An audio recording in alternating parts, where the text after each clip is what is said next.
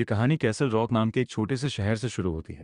शहर के sheriff Elon पैंगबॉर्न एक लापता लड़के हेनरी डिवर की तलाश में जंगलों में खोज कर रहे होते हैं। अचानक जमी हुई झील के बीचों बीच 27 साल पहले गायब हुआ हेनरी जिंदा और सही सलामत दिखाई देता है, लेकिन उसे अपने गायब होने से पहले की कोई याद नहीं होती। 27 साल बाद शॉशैंक जेल का वार्डन डेलेसी रिटायर होने वाला होता है। अपने आखिरी दिन वह घर से निकलता है, लेकिन जेल नहीं पहुंचता। वह जंगल की झील पर जाकर अपनी कार को खाई में गिराकर आत्महत्या कर लेता है। नई deputy warden Teresa Porter Shawshank jail में कार्यभार संभालती है। जेल में एक बंद पड़ा ब्लॉक दोबारा खोलने पर एक गुप्त तहखाने में एक रहस्यमय लड़का बंद मिलता है। किसी रिकॉर्ड में उसका नाम नहीं है।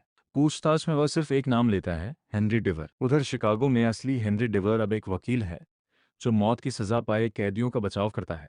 उसे गुप्त रूप से फोन आता है कि शॉशैंक में एक लड़का है जो उसका नाम ले रहा है। हेनरी कैसल रॉक लौटता है। शहर में उसका स्वागत अच्छा नहीं होता। लोग अब भी उसके पिता की मौत के लिए उसे दोषी मानते हैं। उसकी माँ रूथ बीमार है और याददाश्त खोती रहती है। शेरिफ एलन अब उसका सौतेला पिता जैसा है।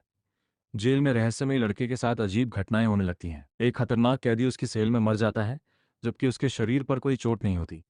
गार्ड जेल्स की डर जाता है। उसे लगता है कि यह लड़का साधारण इंसान नहीं है। पुरानी कहानी सामने आती है। 30 साल पहले वार्डन डेल लेसी ने कहा था कि उसने शैतान को पकड़ा है और उसे जेल में बंद कर दिया है। तभी से शहर में बुरे हादसे रुक गए थे। हेनरी जांच करता है और पता चलता है कि 30 साल पहले उसके पिता ने एक अजीब किशोर को अपने घर में कैद रखा था। वह खुद को हेनरी डिवर बताता था। हेनरी के पिता ने उसे शैतान समझकर पिंजरे में बंद कर दिया था।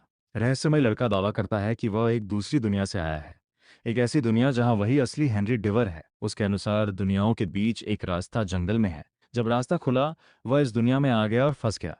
धीरे धीरे सच्चाई सामने आती है। असली हेनरी को याद आता है कि उसने अपने पिता को चट्टान से धक्का दिया था, क्योंकि वह पागल हो चुके थे और परिवार को नुकसान पहुंचा रहे थे।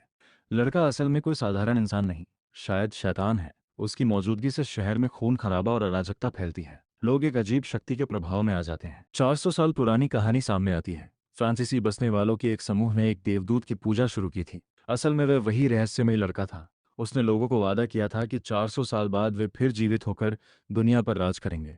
शहर की 400वीं सालगिरह पर उस देवदूत की मूर्ति का अनावरण होता है। लोग ट्रांस में आ जाते हैं और एक बड़े अनुष्ठान की तैयारी होती है। योजना थी कि प्राचीन आत्माएं नए शरीरों में प्रवेश कर दुनिया पर कब्जा करें, लेकिन कुछ लोग सच्चाई समझ जाते हैं और विस्फोट कर अनुष्ठान रोक देते हैं। मूर्ति टूट जाती है और लोग होश में आ जाते हैं। योजना विफल हो जाती है। अंत में हेनरी शॉशैंक जेल के पुराने तहखाने में उसी लड़के को कैद रखता है। हर रात वह उसे खाना देता है। वह नहीं जानता कि वह सही कर रहा है या नहीं, लेकिन उसे डर है कि अगर लड़का आज़ाद हुआ तो दुनिया में फिर अंधकार फैल जाएगा। कुछ समय बाद शहर में पोस्टर लगते हैं, हेनरी डिवर फिर से लापता हो गया है। कहानी यहीं एक रहस्यमयी मोड़ पर खत्म होती